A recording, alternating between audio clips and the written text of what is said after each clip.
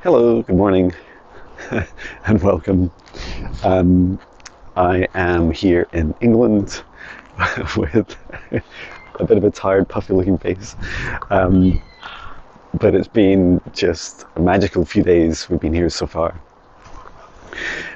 Today, I'd like to talk about listening to the orchestra within and the formation of, I guess, like the integration and formation of receiving downloads and ideas and nurturing these. So, starting with today's meditation message, in my "Hi, it's John" video, I was shown that in our meditation practice in particular, we're encouraged to really connect with the sound inside of us and outside of us. And why is the sound important? Well, sound is a manifestation of energy converted into sound waves, just like light is energy in light form, and there are many other forms of energy. So what I really like about sound is, for example, in the aspect of trying to quiet your mind. I'm just going to cross over here. It's really funny because our kind of human reaction is to think, oh, I have such a busy, chaotic mind, and there's so many people that tell me this, and I experienced it myself, and I still experience it myself. But in particular, this emotion especially when you first start meditating, or through other periods of meditations, is this experience of like having a really noisy mind, and I'm feeling drawn to walk towards this busy road and to film it at the same time, because as I do, I'll be sharing like the emotions of a busy mind and the busy stimuli outside of me, with trying to listen to the message within. So in my meditation today, I was in a living room in our holiday home for the week, and the living room had a clock that was ticking away. It has a little toilet off the side of it, so a little restroom, so that has a little fan as well. I could hear that. I could hear the heating system I turned on, and that had started to just click in, and so the radiators were starting to make a little bit of noise. And the street is very, very quiet at that time, even though it's a terraced house, which means that all the houses are joined up together. I mean, many of you know what a terraced house is, but if I flip you around to this street here, all the houses are just joined up together. And then I was also aware of some of the noises within me. So I had eaten quite a lot of food yesterday. We had a really lovely Indian meal, and we'd also had some cheese and biscuits, and so that was still, after my morning run, was kind of processing inside of me, and I felt that I could hear all these noises at once. Now, the message that came through for me was these noises outside of me and within me are important. Each of them are like this little quiet orchestra of sounds, of energy for me to pay attention to, and that it's not just for distraction, that it's actually happening for me. Sorry, you probably don't want to see what Patch is about to do, or what I guess he's about to do. And actually we're going to head this way, Patch, so we can go a bit further into town. Come on. So many sniffs. And I think that's just a really helpful thing to first experience with meditation, is allowing and letting go. It's so noisy. Allowing and letting go of the challenges that you face with a busy mind, because it's tempting to believe that all these distractions are happening to us and against us, including what is now a lot of traffic around me as I'm trying to make a video. And then there's this other side of it, which is, inside of us, our minds will make a lot of noise, right? And I feel part of it's habit, part of it's our programming, and then part of it's just showing you the Mason's arms and the funny picture. I think it's really funny. The guy up there. Yeah, I feel like inside of us, so just like this busy road, this is like, often my mind is like this. Like there's just a lot of noise going on. What was I thinking of this morning? I was thinking, I need to set up an event. This is during meditation. I need to set up an event for next Tuesday at the Naked Revive Wellbeing Centre, so people can drop in for quantum healing sessions. And I remember thinking that. And so what I do is, I have this practice, and there's lots of different metaphors or visualizations you can use. And one is to allow yourself to just allow yourself to like see that you're standing by a road, and then with the road, say to yourself, well, everything that goes by is like a thought and a feeling on the side of this road. The side of the road I stand. You can see I'm distracted. At the side of the road I stand, and then the traffic that goes by are all my thoughts and feelings. Come on, Patch. And that it's important not to suppress them, right? Like, you can't, I think many people find it hard at the thought of standing next to this road and pretending that the road doesn't exist, or that the cars don't exist. Like, they're real, right? Just like our thoughts and our feelings are real. But what we tend to want to do is to, when we see a car stop in front of us, and it's like, this is our thought stopping and wanting our conscious energy, our consciousness, or an emotion rising up, or like a blend of whatever it is.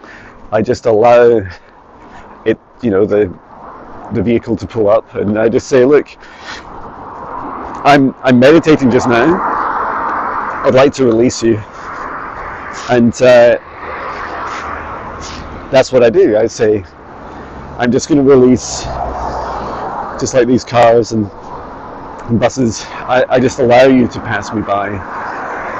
And some of this comes into self-trust as well, right? Like, especially if you're anything like me and you have like a shorter attention span, or you have challenges with memory, or just like trusting yourself, then part of you thinks, what happens when I let this thought go? Where will it go? What will I remember it again? What if I don't remember to do this, to this thing that comes up? For example, for me, how will I know to remember to create this event next week? And part of it's trust, right? And I do feel, here's an example. Now, here's an example of something I can't do, but I used to work next to someone for many years who could do this. And I love this. She had this incredible self-trust. It's a co-worker when I used to work in online banking in a UK bank. And what they would say is, come on, Patch. Like, if we were traveling the next day, so often we'd travel to London or down to other sites, she would say, what flight are we getting in the morning? And I'd say, oh, we're getting the 9 a.m. flight. She said, okay, so I'll just work backwards from there. And then she'd say out loud all the steps she needs to do, and then she'd say, okay, I'm going to get up at 7 a.m. And then she would say to herself, wake up at 7 a.m. And she'd just like program her subconscious to say that. And every single time I found it incredible. It's an alarm that never didn't go off. She always turned up on time. We traveled for many years together. And what I loved about it was this sense that you can just trust yourself and say, it's okay to set an alarm.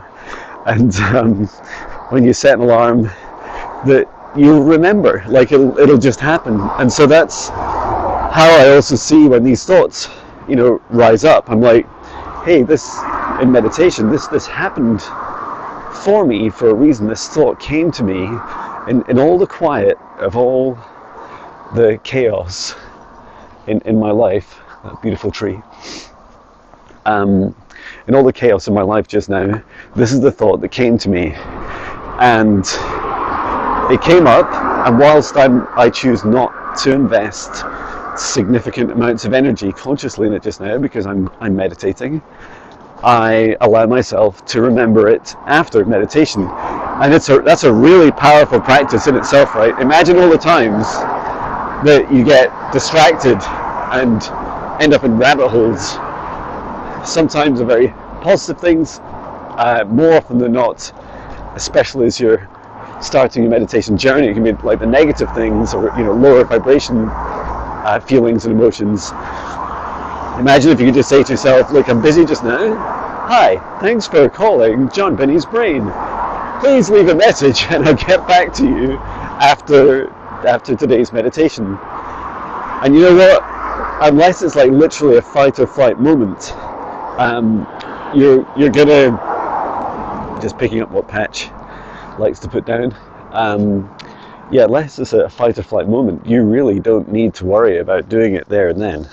Like if you've got 10 minutes in your calendar, for instance, if you woke up 10 minutes earlier in the day, and you've done your 10 minutes of meditation, know that you've got plenty of time, and that likely you'll also remember. I feel there's this aspect of, it's okay, this bag is empty. I feel there's an aspect of meditation where you can be much more trusting. Let me just flip you around so I don't accidentally film the stuff you don't want to see. See my pretty face with a shaking camera.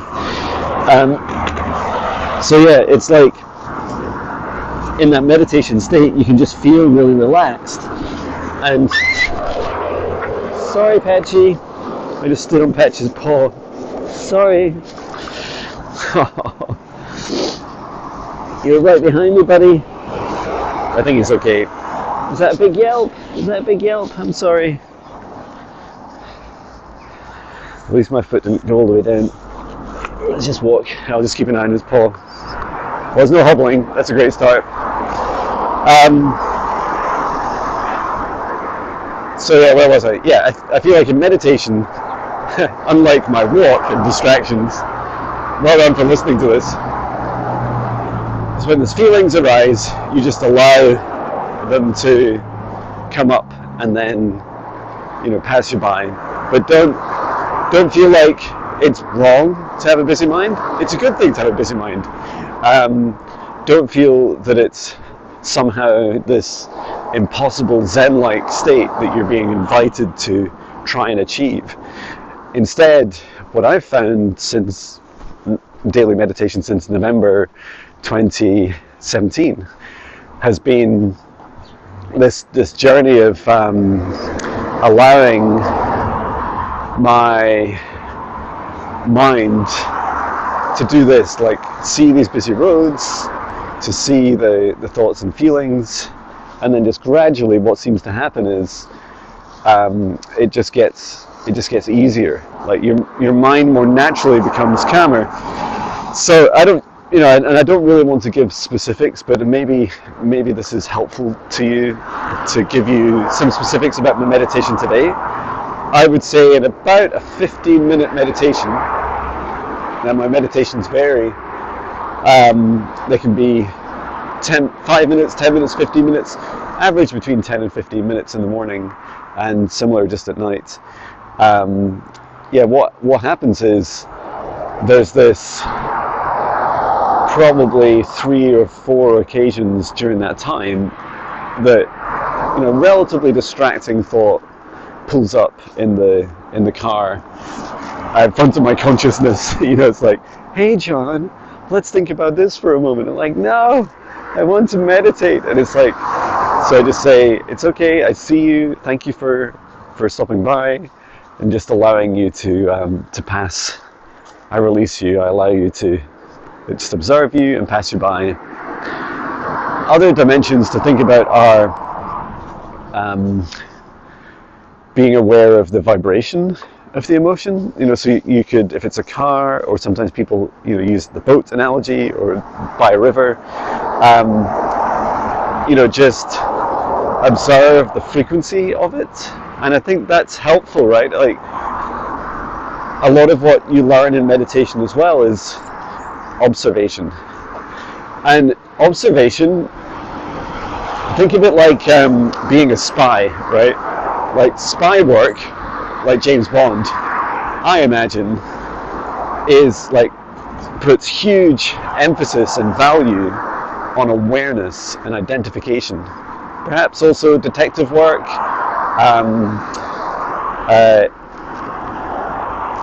doing things like, by the way, for those of you that might be worried about Patch, he's absolutely fine. I love detective work. And so there's that aspect of just allowing yourself to observe these emotions that are coming in. So for example, this next car that comes in, oh look, it's a big lorry. So I'm seeing it passing. This is me meditating, seeing the lorry coming by. Yeah, feeling it's quite big. Okay, what vibration? Oh, it's white. Maybe that's quite a light vibration. And then I just see it pass by. And I'm like, oh, there we go. That's interesting. A very large, bright, high vibration emotion just passed me by. That's interesting. And you're if you're anything like me as a human, also the next stage can be to, you often want to fix things, right? If you're a fixer in any way, like, hey, I want to, like, what was it? What was that emotion? Why was it so big? Why was it high vibration? And wanting to address it. But you know what? At the end of your meditation, imagine you're just kind of replaying back to yourself and saying, oh, there was, I did a 10-minute meditation. Well done, John. You did your meditation today. Congratulations. Just saying hello to this tree. Hello, Mr. Tree. Or Mrs. You're beautiful. The tree was just saying they're like brothers and sisters down here, and they love welcoming people to the town. So imagine at the end of your meditation, you're just saying to yourself, I meditated for 10 minutes and 3, 4, or 20, or 25, or 50 thoughts came up. The majority felt good. They felt like higher than my current vibration. And some felt lower vibration. And I just allow that to just be. It's like your kind of internal weather report. So that's what I did this morning. I just thought, I've had a lovely meditation. I actually really enjoyed the sounds around me, and in the Highest John's video as well as this one, paying attention to the sounds. And even though I'm surrounded by traffic, this is actually the morning run I did today when there was no traffic. There was like one car every 5 minutes or something at about 5 a.m. And what I loved was that in these practices, you just get a chance at, especially at the end of a practice, just to reflect on and observe what happened. you don't need to fix it, right? You don't need to say to yourself, oh, you don't need to judge it and say, you know what, that's bad. I had 3 interrupting thoughts today, or it's good that I had no interrupting thoughts. Like, why is that good or bad? You know, why all these things are happening for you? So why are they good or bad? Why not just allow them to just be? Okay, that probably took me about 20 minutes to say. Allow them to just be. It's like the traffic, you know, if you just allow the traffic to just be, then and then also have an awareness that it's happening for you. You know, all this traffic is happening for my benefit. Like, imagine if it all stopped, it kind of ruined my video. But like, oh, I wanted to come to a busy place so that I could try and articulate something inwardly about the challenges that we face with noise outwardly. And the answer is just to let it go. Okay, so let's talk a little bit further about let's move a little bit deeper into what was shared. I'm going to flip you around again because it's quite beautiful here. This is the Amble Marina. And I think it has a long stay car park, and it never occurred to me, might just stick my head in, that we could actually stay here, we could wild camp here for shows. Because sometimes we have our relatives will come and stay in this holiday house because it's owned by my wife's parents. So let's go a bit further. So let's take today's message in my meditation. The message was listening to the orchestra of sounds outside of us and within us. And I love the term orchestra because, you know, they're broad, wide-ranging set of instruments that are used in orchestras. They are beautiful, and they. I used to have an old car, my first car. I used to describe its different bangings and rattles like a mechanical orchestra. It was such a noisy old, something like a 1988 Mercedes. And I didn't have it until the late 90s. So, yeah, it's going to take a wee look down here, Patch. I love that orchestra, you know, reflecting on the orchestra within. And oh, there's a leaf that stuck to me. Hello, Mr. Leaf. I might keep you. And then I was thinking, well, what do I do with this this message? You know, I'm being asked to look within, and I felt that it was an opportunity to say to myself, okay, so there is this aspect of looking within. What am I going to do about it? You know, I've just done my Highest John video, and I remember asking myself a question. I asked myself, like, what is the thing I can do if I just walk past this bin? Yes, I have. Let's go, Patch. What can I do today to what is the message for me when I look within? Like, what is the message that I'm saying to myself? And the message was to find your highest joy, John, to find your highest joy. And I was like, oh my God, I can do that. I can do this. And I also reflected, this is a week of reflection whilst I'm on vacation. I also reflected on, just checking that went in, yes it did. Unlike previous week holidays where, you know, like back in before May when I was working my corporate job, I would spend a lot of energy on vacation, like in holiday, almost trying to argue with myself about how much I liked or disliked the job, about how much I blamed or didn't blame the people around me, or blame myself. And there's a lot of externalization in that process.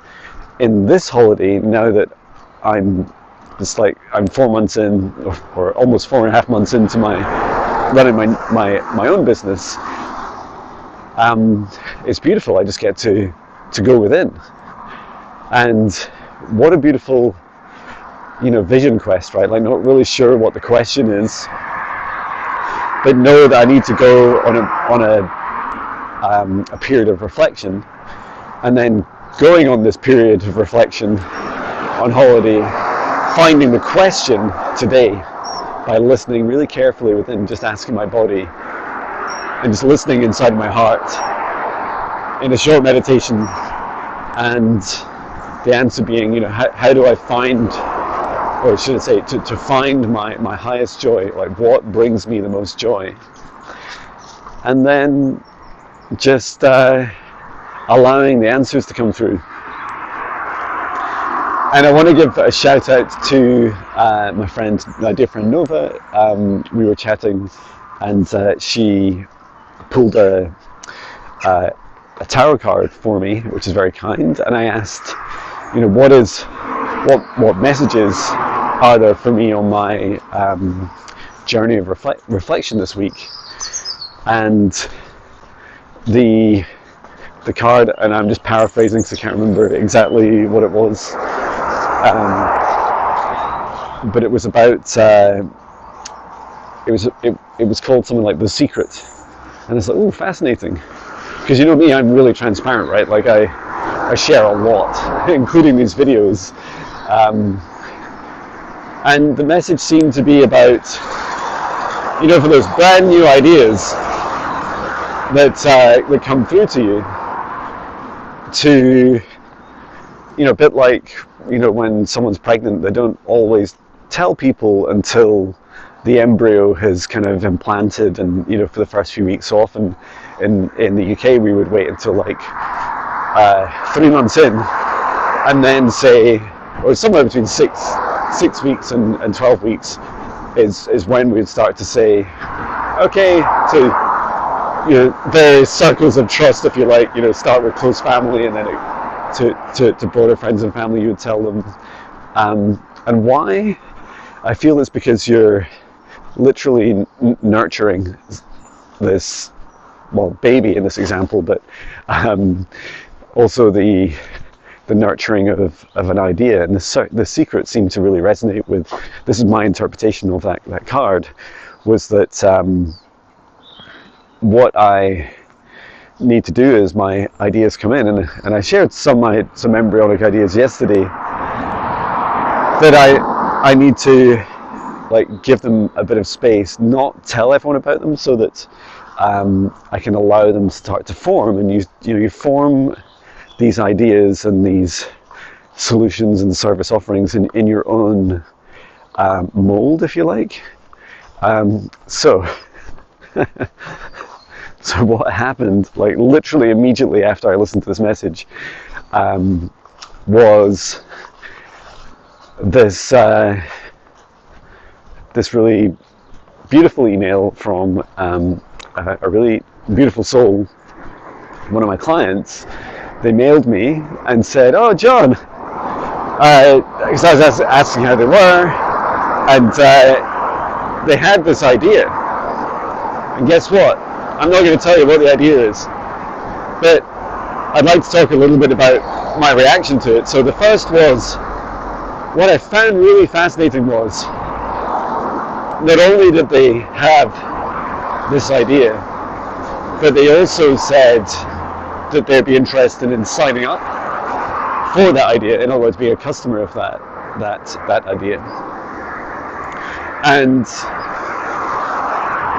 And then I started to realize, suddenly all these things started to click into place. I kept reflecting on all this feedback you've been giving me, that you love some of the things I do, and that, when you start them, you sometimes stop.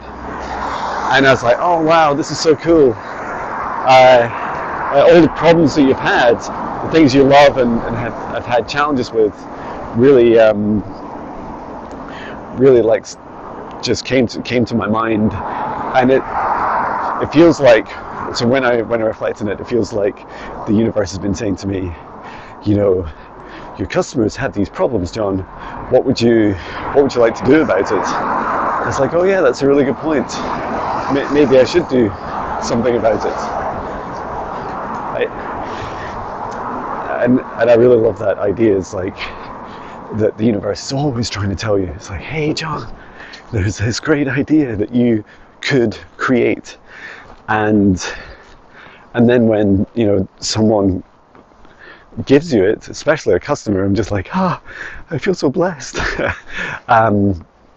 Like I just suddenly all these things started to fit into place, and I could immediately see all these different aspects to how to best offer this idea. I'm being careful with my words so that I don't give away what it is. And yes, to the earlier question, does it bring me joy? Yes, it brings me a lot of joy. So yeah, that feels really good. So what's next for me? Well, practically speaking, I have a little list of, I think I call them like my think big ideas. I try and keep it to just a few words. So some of them you've already known about, which I can share, like things like during a retreat in Philadelphia, like these things all are all on my list. And what's cool about that is it's at the top of my daily list I look at, and I think it has 5 or 6 words, and then all I do is I just tweak that. I just say, you know what? I just say to myself, oh yeah, that thing. Is it a priority for me to focus on it? Does it fill me with joy, or will I focus on it for another day? For that particular example, yes, I am excited about it and making progress. So yeah, for all the other ideas, so I immediately took this new idea and added it to my list, and I allow them to marinate there in my little list. I think I've got 5 or so things, and some ideas I sit with, and really good practice you can do with an idea is why. You can ask yourself why would that bring me joy, or why would it help me with my mission? What are my true motivations for wanting to do this? These are all really good questions, and sometimes, for instance, I have challenges of having friendships with clients, and then I'm like, oh, is this because I want to be closer, to, for instance, to meet someone as a friend, or because it's part of my business or my mission, helping others?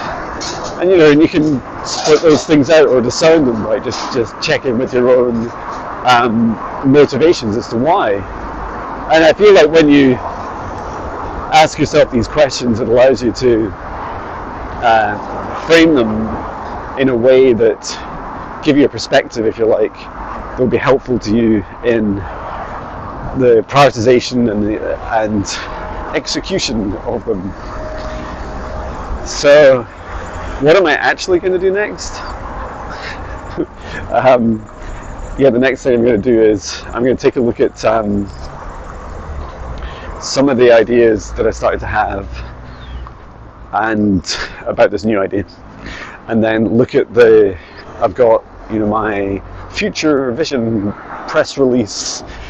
I'm going to take a look at that and say, how does it help me on that journey to help others?